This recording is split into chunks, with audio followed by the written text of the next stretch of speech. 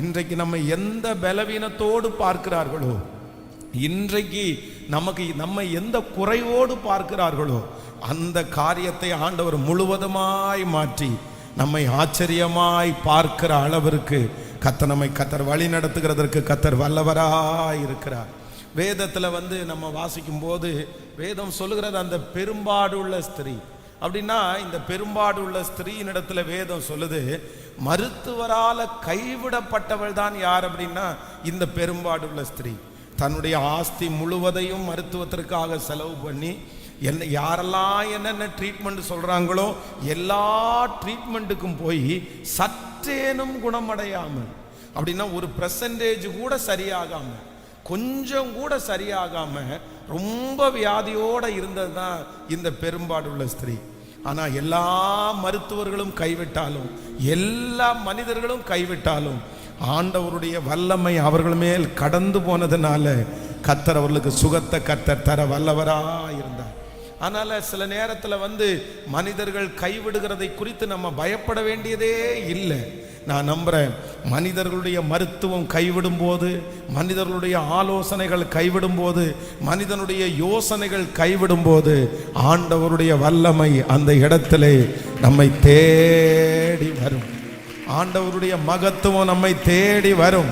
இந்த சத்தத்தை கேட்டுக்கொண்டிருக்கிற ஒவ்வொரு ஆண்டவருடைய பிள்ளைகளுக்கும் நான் நம்புகிறேன், மனிதனுடைய உதவிகள் நமக்கு கைவிடும் போது கர்த்தர் நமக்கு ஆதரவாயிருக்கிறவர்.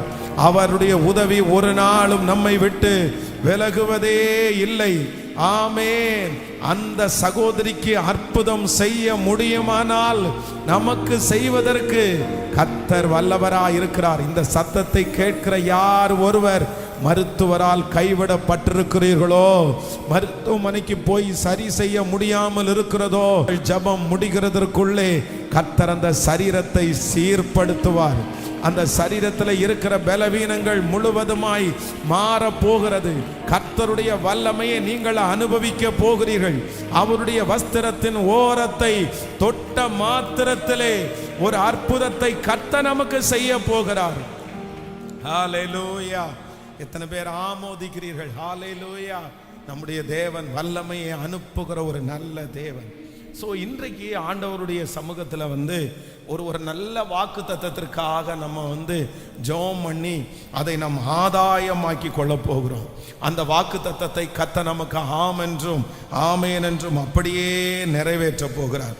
வேதத்தை நாம் எல்லாரும் திறந்து நாம் ஒரு வசனத்தை இன்றைக்கு வாசிக்க போகிறோம். இன்றைக்கு ஆண்டவர் கொடுக்கிற ஒரு நல்ல வாக்கு தத்தம் லூக்கா எழுதின சுவிசேஷம் 8வது அதிகாரத்தினுடைய 20வது வசனத்தை நாம் எல்லாரும் சேர்ந்து வாசிக்க போகிறோம். ஸோ லூக்கா எழுதின சுவிசேஷம் 8ஆம் அதிகாரத்தினுடைய வாசிக்கலாம். அப்பொழுது 50வது வசனத்தை வாசிக்கலாம். 8ஆம் அதிகாரம் 50வது வசனம். லூக்கா எழுதின சுவிசேஷம் 8வது அதிகாரம் 50வது வசனம். இயேசு அதை கேட்டு பயப்படாதே, விசுவாசம் உள்ளவனாயிரு, அப்பொழுது அவள் ரட்சிக்கப்படுவாள் என்றார். இயேசு அதை கேட்டு பயப்படாதே, விசுவாசம் உள்ளவனாயிரு, அப்பொழுது அவள் ரட்சிக்கப்படுவாள் என்றார். கர்த்தருடைய பிள்ளைகளே, இன்றைக்கு ஆண்டவர் நமக்கு கொடுக்கிற ஒரு நல்ல வாக்குத்தத்தம் என்ன அப்படின்னா, பயப்படாதே, விசுவாசம் உள்ளவனாயிரு, அப்பொழுது அவள் ரட்சிக்கப்படுவாள். பயப்படாதே, விசுவாசம் உள்ளவனாயிரு, அப்பொழுது எந்த குழந்தை வியாதியாய் இருக்கிறதோ, எந்த குழந்தை மரித்தது என்று சொல்லுகிறார்களோ அந்த குழந்தை ரட்சிக்கப்படுவாள் என்று ஆண்டவர் இங்கே யபீரு என்கிற ஒரு மனுஷனை ஆண்டவர் திடப்படுத்துகிறத இந்த இடத்துல நம்ம வாசிக்கிறோம். நான் நம்புறேன், ஆண்டவர் இந்த சத்தத்தை கேட்கிற நம்மை ஆண்டவர் இன்னைக்கு திடப்படுத்துகிறார். எப்படி திடப்படுத்துகிறார் அப்படின்னு சொன்னா, நீ பயப்படாத, நீ விசுவாசம் உள்ளவளாயிரு, நீ விசுவாசம் உள்ளவனாயிரு. ஒருவேளை நடக்கிற சூழ்நிலைகள் நம்பவே முடியாமல் இருக்கலாம். போய்கொண்டிருக்கிற பாதைகள் அதை கொஞ்சம் கூட நாம் விசுவாசிக்கவே முடியாத ஒரு சூழ்நிலையிலே இருக்கலாம். ஆனால் உங்களையும் என்னையும் பார்த்து கர்த்தர் கர்த்தர் வாக்கு கொடுக்கிறாரு, நீ பயப்படாத, நீ விசுவாசம் உள்ளவனாயிரு, விசுவாசம் உள்ளவளாயிரு. அந்த காரியம் கர்த்தரால் கைகூடி வரும், அந்த காரியம் நடக்கும், அந்த காரியம் தோற்று போவது இல்லை. அந்த வியாதி சுகமாகும், அந்த பிரச்சனையிலிருந்து ஒரு விடுதலையை கர்த்தர் தருவார். எந்த காரியத்திற்காக கலக்கத்தோடு யவீருவை போல் இருக்கிறீர்களோ கர்த்தர் வாக்கு கொடுக்கிறார். அந்த காரியத்திலே கர்த்தர் வாக்கு கொடுக்கிறார். நீ விசுவாசமாய் மட்டும் இரு, நீ விசுவாசமாய் மட்டும் இரு. அந்த காரியத்தை கர்த்தரே வாய்க்க பண்ணுவார். ஹல்லேலூயா. நம்முடைய வாழ்க்கையில் சில நேரங்களில் நம்முடைய விசுவாசத்தை உடைப்பதற்கு, விசுவாசத்தை சிதைப்பதற்கு நிறைய பேரை சத்துரு எழுப்பி கொண்டே இருப்பான். ஒரு தேவனுடைய பிள்ளையனுடைய வாழ்க்கையில் விசுவாசம் அப்படின்றது ரொம்ப முக்கியமான ஒன்று. விசுவாசத்தை துவங்குறவரும் முடிக்கிறவருமாகிய கர்த்தர் நம்முடைய விசுவாசத்தை தட்டி எழுப்புறதற்கு ஆண்டவர் நிறைய பாடுபடுவார், நிறைய சாட்சிகளை நமக்கு முன்பாய் கர்த்தர் காண்பிப்பார். ஆனா நம்முடைய விசுவாசத்தை குறைப்பதற்கு, நம்முடைய விசுவாசத்தை எடுத்து போடுறதற்கு சத்துரு நிறைய முயற்சிகளை எடுத்தாலும் கர்த்தர் இன்று ஒருவேளை இந்த சத்தத்தை கேட்கிற உங்களுக்கு அந்த விசுவாசத்தை குறைக்கிறதற்கு சத்துரு முயற்சி எடுக்கலாம்.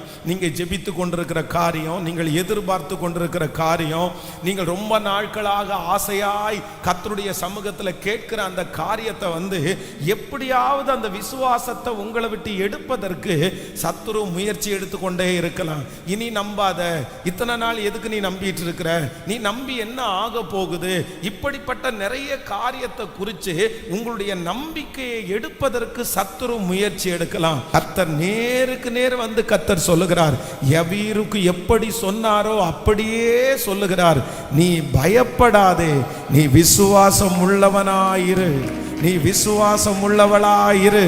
அந்த காரியத்தை உனக்காக கர்த்தர் செய்து முடிப்பேன் என்று கர்த்தர் வாக்கு கொடுக்கிறார். அதை குறித்து கொஞ்சம் கூட பயப்பட வேண்டாம், கொஞ்சம் கூட அவிசுவாசப்பட வேண்டாம். ராஜா நம்ம கூட வர்றதுனால, கர்த்தர் நம்ம கூட வர்றதுனால அந்த காரியத்தை நேர்த்தியாய் செய்ய ஆண்டவர் வல்லவர். ஆமென்.